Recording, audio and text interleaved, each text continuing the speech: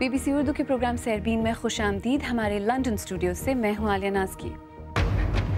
پاکستان میں social media پر فوج پر مبینہ تنقید کرنے کے الزام میں گرفتاریوں کے خلاف PTI کی احتجاج کی دھمکی. ایک صحافی کہتے ہیں ہمارا تو کام یہ ہے کہ ہم نشاندہی کریں کہ جو مسائل ہیں معاشرے میں، اور خاص طور پہ کیونکہ پاکستان ایک سیکیورٹی اسٹیٹ ہے، یہاں پر فوجیوں کا کافی زیادہ فٹ پرنٹ ہے آرمی کا، اس کے حوالے سے ہم بات کرتے ہیں. انڈیا کی ریاست اتر پردیش میں 22 مسلمانوں کا ترک اسلام. ہندو انتہا پسند تنظیم RSS کی موجودگی میں ہندو مت میں شمولیت. اور صوبہ خیبر پختونخوا میں پشتو موسیقی کے ایک اہم ساز سارندے کی سریلی تانیں کیا ہمیشہ کے لیے خاموش ہو جائیں گی؟ پاکستان میں گزشتہ چند روز کے دوران سوشل میڈیا پر پاکستانی فوج کو مبینہ طور پر تضحیک کا نشانہ بنانے والے بعض سیاسی کارکنوں اور صحافیوں کے خلاف وفاقی تحقیقاتی اداروں نے تفتیش کی ہے. بعض افراد کو حراست میں بھی لیا گیا جبکہ کچھ کو تنبیہ کے بعد رہا کر دیا گیا. گرفتار ہونے والوں میں پاکستان تحریک انصاف کے چند کارکن بھی شامل ہیں جس کے خلاف جماعت کے سربراہ عمران خان نے احتجاج کی دھمکی دی ہے. انسانی حقوق کے کارکنوں کا کہنا ہے کہ اس طرح کے اقدامات سے پاکستان میں آزادی اظہار کو خطرات لاحق ہیں. اسلام آباد سے شہزاد ملک. غیر ملکی نشریاتی ادارے سے وابستہ طاہا صدیقی سوشل میڈیا پر کافی متحرک ہیں. حالیہ دنوں میں FIA نے جن لوگوں سے رابطہ کیا ان میں طاہا صدیقی بھی شامل ہیں. ان کا کہنا تھا کہ FIA نے انہیں سوشل میڈیا پر ان کی سرگرمیوں کے بارے میں پوچھ گچھ کے لیے طلب کیا تھا، جس کے خلاف وہ اسلام آباد ہائی کورٹ چلے گئے. ہمارا تو کام یہ ہے کہ ہم نشاندہی کریں کہ جو مسائل ہیں معاشرے میں، اور خاص طور پہ کیونکہ پاکستان ایک سیکیورٹی اسٹیٹ ہے، یہاں پر فوجیوں کا کافی زیادہ فٹ پرنٹ ہے آرمی کا، اس کے حوالے سے ہم بات کرتے ہیں. پہلے ایسے بہت دفعہ ہو چکا ہے میرے ساتھ، یہ through different channels, not officially directly, کہ بتایا گیا کہ آپ جو ہے جو بولتے ہیں اور کہتے ہیں وہ آپ سیلف سینسرشپ ایکسرسائز کریں. لیکن یہ کہ اب انہوں نے یہ طریقہ کار اپنایا ہے کہ وہ کاؤنٹر ٹیررزم کے تھرو اور دہشت گردی کے کو آپ کو ایک زمرے میں ڈال کے اس کے حوالے سے آپ کو پریشرائز اور یہ ٹیکٹس یوز کر رہے ہیں. FIA نے گزشتہ چند روز کے دوران 2 درجن سے زائد افراد سے فوج سے متعلق نفرت انگیز مواد سوشل میڈیا پر شائع کرنے سے متعلق تحقیقات کی ہیں. ان میں سے چند کو ابتدائی پوچھ گچھ کے بعد چھوڑ دیا گیا، جبکہ بعض سے ابھی تک تحقیقات کی جا رہی ہیں. اس سال کے آغاز سے سوشل میڈیا پر متحرک افراد کبھی توہین مذہب اور کبھی ریاستی اداروں پر تنقید کی وجہ سے مشکل میں دکھائی دے رہے ہیں. اس دوران اسلام آباد ہائی کورٹ میں توہین مذہب کے مقدمے کی سماعت کے دوران عدالت نے سوشل میڈیا پر پابندی عائد کرنے کے بارے میں بھی بات کی تھی. حکومت بھی کہتی رہی ہے کہ سوشل میڈیا پر ریاستی اداروں کی توہین برداشت نہیں کی جائے گی. ماہرین کا کہنا ہے کہ حکومت مختلف ہیلے بہانوں سے سوشل میڈیا پر ایسی آوازوں کو دبانے کی کوشش کر رہی ہے جو ان کی پالیسیوں سے مطابقت نہیں رکھتی، اور وہ اسے اظہار رائے کو محدود کرنے کی ایک کوشش کے طور پر دیکھتے ہیں. شہزاد ملک، BBC نیوز، اسلام آباد. اور اس بار میں سوشل میڈیا پر خوب بحث جاری ہے. پاکستان میں ٹویٹر پر #ReVisitCyberLaw سائبر لا ٹرینڈ کر رہا ہے. اسی موضوع پر سوشل میڈیا پر ایکٹیوسٹ جبران ناصر کافی متحرک ہیں. ان کا کہنا ہے وہ مسنگ بلاگر کا کیس ہو، وہ ڈان لیک پہ ٹویٹ کا کیس ہو، یا اب یہ جو ایشو ہو رہا ہے، اس سے آپ نے ثابت کر دیا ہے کہ جو سوشل میڈیا پہ بات جو تبصرہ ہوتی ہے وہ وزن رکھتی ہے، لوگ اس کو سنتے ہیں، اور کہیں نہ کہیں لوگوں کی انائیں اور ذات ہرٹ ہو رہی ہیں، اور ادارے تبھی اور ملک تبھی کامیاب ہوتے ہیں جب اناؤں اور ذات سے ہٹ کے بات ہو. مگر کچھ لوگوں کی رائے ذرا مختلف بھی ہے. ٹویٹر پر ہمارا رابطہ سائرہ مہرین عباسی سے ہوا. ان کے مطابق سوشل میڈیا پر ٹرینڈ بنانے والوں کو اہم مقامی اور عالمی مسائل پر ضرور بات کرنی چاہیے، اپنا غصہ بھی نکالنا چاہیے، لیکن کچھ حدود بھی ہوتی ہیں جن کا لحاظ کرنا چاہیے. اسی موضوع پر ٹویٹر پر ایک اور سرگرم کارکن اسامہ خلجی نے یہ پیغام دیا. جو لوگ انٹرنیٹ پہ اور سوشل میڈیا پہ اپنی رائے کو اظہار کرتے ہیں، ان کا بنیادی حق ہے. پاکستان جو ہے لوگوں کے اظہار رائے، لوگوں کی تنقید، ان کی شہریوں کی تنقید سے ایک بہتر اور مضبوط ملک بنے گا.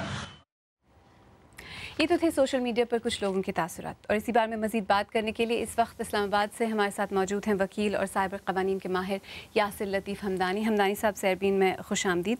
کیا فوج پر تنقید کرنا غیر قانونی ہے؟ دیکھیے ہمارے آئین میں اور قانون میں ایسی کوئی چیز موجود نہیں ہے, ایسا کوئی پروویژن موجود نہیں ہے جو فوج کو کسی قسم کی ہولی کاؤ یا مقدس گائے بناتا ہو.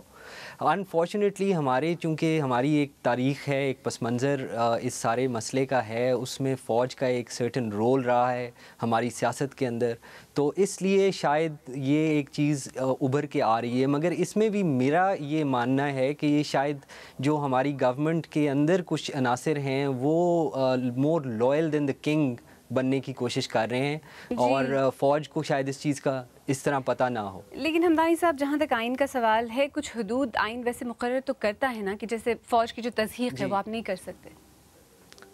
دیکھیے فوج کی تضحیق کی ذکر نہیں ہے. آرٹیکل 19 کے اندر ذکر, آرٹیکل 19 جو کہ فریڈم آف ایکسپریشن اور اسپیچ کی بات کرتا ہے, اظہار رائے کی بات کرتا ہے, اس کے اندر انہوں نے کچھ لمیٹیشنز رکھی ہوئی ہیں, reasonable restrictions imposed by law, اور وہ ریزنیبل ریسٹرکشنز جو ہیں وہ ہو سکتی ہیں پاکستان کی integrity, sovereignty, glory of Islam, اور اس کے علاوہ law and order and decency, اس طرح کی چیزوں کے اوپر ہیں. لیکن فوج کا ڈائریکٹلی کہیں نام نہیں دیا گیا. یہ جو ایکسپینڈ کر رہے ہیں, یہ تو اب آگے جا کے پتہ چلے گا کہ یہ کس قسم کا قانونی اس کا جواز پیش کرتے ہیں, کس قسم کے چارجز سامنے لاتے ہیں ان بلاگرز اور ان سوشل میڈیا ایکٹیوسٹ کے خلاف. کیونکہ جہاں تک آپ کو سمجھ میں آتا ہے, قانون اور آئین کے جو پروویژنز ہیں, حکومت کے پاس واقعی کوئی جواز نہیں ہے اس طرح کی کارروائی کرنے کا. جی بالکل کوئی جواز نہیں ہے. اور اگر یہ دیکھیے ہمیں یہ فیصلہ کرنا ہوگا, من حیث القوم یہ فیصلہ کرنا ہوگا کہ کیا ہم جمہوری ریاست ہیں, یا جیسے کہ پہلے کہا گیا کہ ہم ایک سیکیورٹی ریاست ہیں. ہمیں ایک جمہوری ریاست بن کے ابھرنا ہے, اور اس کے لیے آپ کو اظہار رائے کی بڑی ضرورت ہے. اور اظہار رائے ٹھیک ہے, آپ کے آئین کے اندر کچھ اس کے اوپر کلا بیکس موجود ہیں, ان کو سامنے رکھتے ہوئے آپ نے کہا کہ آئین کے اندر بھی کچھ لمیٹیشنز ہیں, لیکن جن لوگوں کو گرفتار کیا گیا ہے ہمدانی صاحب, ان کے پاس اب کیا آپشنز ہیں؟ دیکھیے ان کے پاس اب پہلے تو یہ دیکھنا پڑے گا کہ ان کے اوپر کیا قانونی کارروائی کی جاتی ہے. اگر ان کو بلا وجہ پکڑ کے رکھا جا رہا ہے, ان کو کسی جگہ پہ اس طرح بتائے بغیر رکھا جا رہا ہے, تو ان کے پاس ریٹ آف ہیبیس کارپس جو ہے وہ فائل کرنے کی ریمیڈی موجود ہے, جو کہ ہائی کورٹ میں کر سکتے ہیں ان کے فیملی ممبرز یا کنسرنڈ پارٹیز. لیکن ایز فار ایز یہ جو سارا کا سارا مسئلہ ہے, اس کے اندر دیکھیے یہ ان کو یہ صرف ان کے پروٹیسٹ کرنے سے یا ان کے قانونی کارروائی کرنے سے یہ مسئلہ حل نہیں ہوگا. یہ ساری کے ساری سول سوسائٹی, سارے کے سارے آپ کے رائٹرز, لکھاری, آپ کے انٹلیکچوئلز, آپ کے پروفیسرز, شاید مل کر اس بارے میں سوچنا پڑے گا. اسلام آباد سے یاسر لطیف حمدانی صاحب, ہم سے بات کرنے کا بہت شکریہ. آئیے اب دیگر اہم موضوعات پر ایک نظر ڈالتے ہیں. انڈیا کی شمالی ریاست اتر پردیش کے شہر فیض آباد میں 22 مسلمانوں نے ہندو مذہب اختیار کر لیا ہے. تبدیلی مذہب کی تقریب ہندو نظریاتی تنظیم RSS کے ایک لیڈر کی نگرانی میں ہوئی. RSS اس عمل کو گھر واپسی کا نام دیتی ہے. دلی سے سہیل حلیم.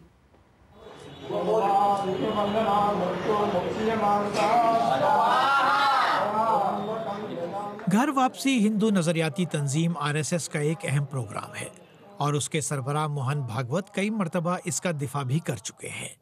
مذہب تبدیل کرنے والوں کا کہنا ہے کہ نہ انہیں کوئی لالچ دیا گیا اور نہ ان کے ساتھ کوئی زور زبردستی ہوئی.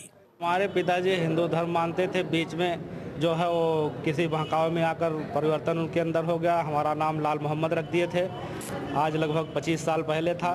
اس کے بعد پھر جو ہے اس میں ہم لوگ اپنا نام لالمن رکھ لیے, اور آج جو ہے اسی پہلے والے جو ہمارے پتا جی مانتے تھے اسی دھرم کو ہندو دھرم میں پھر ہم ماننے کے لیے تیار ہیں. RSS اور دیگر ہندو قوم پرست تنظیموں کا موقف ہے کہ ملک کی آبادی کے ایک بڑے حصے کو تلوار کے زور پر مسلمان بنایا گیا تھا, اس لیے انہیں دوبارہ ہندو بنانے کی کوششیں غلط نہیں ہیں. ان کے باپ ہندو تھے اور پھر یہ آپ ہندو میں آ رہے ہیں, بیچ میں کنہیں کارنوں بس انہوں نے اپنا دھرم پرتت کر لیا تھا, ہندو مسلم دھرم چلے گئے تھے, اب اپنے گھر واپس آ رہے ہیں. تو اپنے گھر میں آپس ہم کسی کوئی دقت نہیں ہونی چاہیے. اس سے پہلے آگرہ میں بھی کچھ غریب مسلمانوں نے ہندو مذہب اختیار کیا تھا, لیکن اس وقت کافی تنازع ہوا تھا اور علاقے میں کشیدگی پھیل گئی تھی. اب آگرہ کے قریب واقع علی گڑھ میں تقریباً 2000 دلتوں نے دھمکی دی ہے کہ اونچی ذات کے ہندوؤں نے ان کے ساتھ زیادتیاں بند نہیں کی تو وہ اسلام قبول کر لیں گے. سہیل حلیم, BBC نیوز, دلی. یمن میں صرف اس ماہ اب تک تقریباً 250 افراد ہیضے کی وجہ سے ہلاک ہو چکے ہیں۔ امدادی ادارے سیو دی چلڈرن کا کہنا ہے کہ ہر روز سینکڑوں کیس رپورٹ ہو رہے ہیں۔ ادارے نے ملک میں جاری جنگ میں شامل فریقین سے اپیل کی ہے کہ وہ امدادی سامان کو ملک اور شہروں کے اندر آنے دیں۔ ترکی میں گزشتہ جولائی حکومت کا تختہ الٹنے کی کوشش کے الزام میں گرفتار 221 افراد کا مقدمہ ایک خصوصی عدالت میں شروع ہو گیا ہے۔ ملزمان میں ترکی کی فضائیہ کے سابق سربراہ بھی شامل ہیں۔ ان افراد پر کھو کی کوشش کے دوران 250 عام شہریوں کو ہلاک کرنے کا الزام بھی شامل ہے۔ اور انڈونیشیا میں پولیس نے دارالحکومت جکارتا سے ہم جنس پرستوں کی ایک پارٹی سے 141 مردوں کو گرفتار کیا ہے، جن کے خلاف انسداد فحاشی کے قانون کے تحت مقدمہ درج کیا جائے گا۔ انڈونیشیا میں آچے صوبے کے علاوہ کہیں بھی ہم جنس پرستی غیر قانونی نہیں ہے۔ آپ BBC اردو کا پروگرام سیربین دیکھ رہے ہیں۔ پروگرام میں آگے چل کر دیکھیے گا مشرق وسطی میں قیام امن کے لیے امریکی صدر کے پاس کیا آپشنز ہیں۔ اور سارندہ جو کبھی صوبہ خیبر پختونخوا کا ایک مقبول ساز تھا، اب رو بزوال ہے۔ کیا یہ ساز ہمیشہ کے لیے خاموش ہو جائے گا؟ BBC اردو کے پروگرام سیربین میں ایک بار پھر خوش آمدید۔ میں ہوں عالیہ نازکی۔ امریکی صدر ڈونلڈ ٹرمپ اسرائیل کے شہر تل ابیب پہنچ گئے ہیں۔ اپنی انتخابی مہم میں انہوں نے وعدہ کیا تھا کہ اقتدار میں آنے کے بعد وہ نہ صرف اسرائیل سے تعلقات میں بہتری لائیں گے بلکہ فلسطین اور اسرائیل کے مسئلے کا ایک دیر پا حل بھی تلاش کریں گے تاکہ دونوں فریقین کے درمیان امن قائم ہو سکے۔ تو کیا صدر ٹرمپ کے دورے سے یہ نتائج حاصل ہو سکیں گے؟ تفصیل کے ساتھ Ghazanfar Haider. Air force one سے اتر کر سیدھا مائک کے سامنے صدر ٹرمپ نے تل ابیب میں پہنچتے ہی یہ اشارہ دیا کہ وہ اپنے اس دورے کے بارے میں کتنے سنجیدہ ہیں۔ Mrs. Netanyahu, thank you very much. We have before us a rare opportunity. ہم سب کے لیے امن اور استحکام لانے کا یہ ایک بہت ہی نادر موقع ہے، And to its people. دہشت گردی کو ہرانے کا اور مستقبل میں ہم آہنگی اور خوشحالی قائم کرنے کا۔ Prosperity and peace. صدر ٹرمپ اس گرجا گھر کا دورہ بھی کریں گے۔ اس کا شمار دنیا کے مقدس ترین گرجا گھروں میں ہوتا ہے۔ اس کے علاوہ یہودیوں کی مقدس جگہ دیوار گریا بھی جائیں گے۔ لیکن صدر ٹرمپ کے اس دورے کا مقصد صرف تاریخی مقامات پر جانا نہیں، وہ یہاں ایک مشن پر ہیں، ایک ایسے مقصد کے لیے آئے ہیں جسے وہ الٹیمیٹ ڈیل کہتے ہیں، اور یہ الٹیمیٹ ڈیل فلسطین اور اسرائیل کے درمیان امن قائم کرنا ہے۔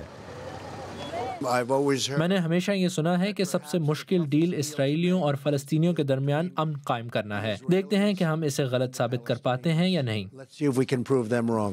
لیکن کیا ایسا ممکن ہے؟ ریپبلکنز اوورسیز اسرائیل کے سربراہ مارک زیل کہتے ہیں کہ حالات بہتری کی طرف جا رہے ہیں۔ صدر اوباما کے 8 سالہ دور میں اسرائیل اور امریکی رشتے میں ایک دراڑ آ گئی تھی، لیکن اب ہم سب ایک ساتھ ہیں۔ لیکن صدر ٹرمپ کا ایسی یہودی بستیوں کے بارے میں کیا کہنا ہے؟ بین الاقوامی قانون کے تحت یہ بستیاں غیر قانونی ہیں، لیکن اسرائیل اس سے متفق نہیں۔ رام اللہ میں فلسطینیوں کا موقف ہے کہ صدر ٹرمپ کو ایک فلسطینی ریاست کے قیام کے عزم کا اظہار کرنا چاہیے۔ دو ریاستی حل کے خیال کو آگے بڑھانے کے لیے ضروری ہے کہ فلسطینی ریاست کو تسلیم کیا جائے، اور اگر امریکہ سنجیدہ ہے تو اسے اسرائیل پر دباؤ ڈال کر اس ظالمانہ قبضے کو ختم کروانا ہوگا۔ دونوں طرف امید تو ہے، لیکن اس کے ساتھ ہی شکوک و شبہات بھی ہیں، خاص طور سے اس بات پہ کہ کیا صدر ٹرمپ کا غیر روایتی نقطہ نظر اور طریقہ کار واقعی اس مسئلے کا حل تلاش کر پائے گا جو 1967 کے بعد سے کوئی امریکی صدر نہیں کر پایا۔ Ghazanfar Haider, BBC news. پاکستان میں جب بھی سارندے کے ساز کا ذکر آتا ہے تو اس کے ساتھ دو نامور سارندہ نوازوں استاد پذیر گل اور منیر سرحدی کے ناموں کو بڑے سنہرے الفاظ میں یاد کیا جاتا ہے۔ ان ہنرمندوں کے بارے میں کہا جاتا ہے کہ پاکستان اور دنیا بھر میں سب سے پہلے اس خاندان نے سارندے کی دھنوں کو متعارف کرایا۔ تاہم آج کل یہ ذمہ داری اس خاندان کے آخری چشم چراغ اعجاز سرحدی نے سنبھال رکھی ہے۔ انہوں نے اس ساز کی تنزلی پر پشاور میں نامہ نگار رفعت اللہ اورکزئی سے بات کی۔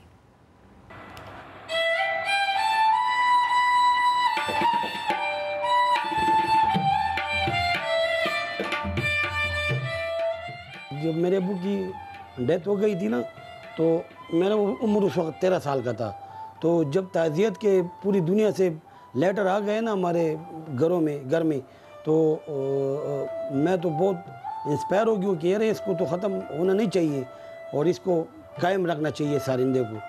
اس کی 23 تاریں ہیں اور اس کے جو ہے نا اس کی سریں نظر نہیں آتی. یہ بہت مشکل ہے. اس کی وجہ سے تو کوئی سیکھتا ہی نہیں ہے. پہلے تو اس کی ٹویننگ بہت مشکل ہے, اس کو ملانا جو ہے. شکر الحمدللہ اس سارندے کو میرے دادا نے خیبر پختونخوا میں اس نے انٹروڈیوس کروایا اور خیبر پختونخوا تو چھوڑو انڈیا میں اس کو گاندھی ایوارڈ ملا ہے میرے دادا کو.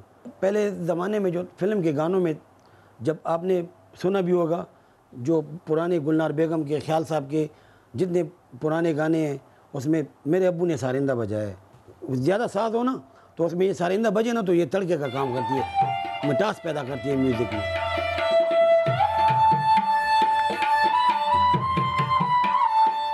ابھی تو رباب بھی ختم ہو گئے.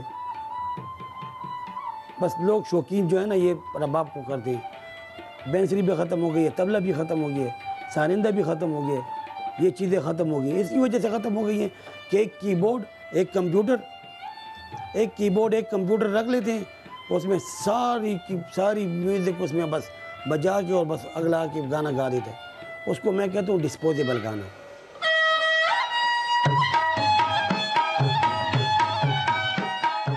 اگر گورنمنٹ سپورٹ کروائے تو میں تو حاضر ہوں.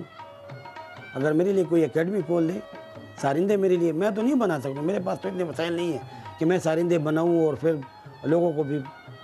ایک سارندہ جو بنتا ہے نا 45,000 روپے میں بنتا ہے ایک سارندہ. یہ تو گورنمنٹ کو چاہیے کہ گورنمنٹ میرے لیے اکیڈمی کھول دے تو اور اس میں سارندے میرے لیے بنائے.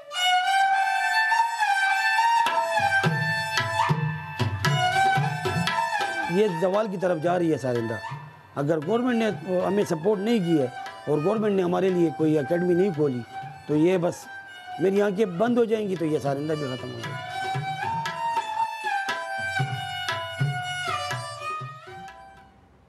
اگر آپ چاہیں تو مجھ سے اور ہماری ٹیم کے دیگر ساتھیوں سے ٹویٹر پر بھی رابطہ کر سکتے ہیں. میرا ٹویٹر ہینڈل ہے @عالیہ نازکی. اس کے ساتھ ہی سیربین اختتام کو پہنچا. کل پھر حاضر ہوں گے. عالیہ نازکی کو اجازت دیجیے.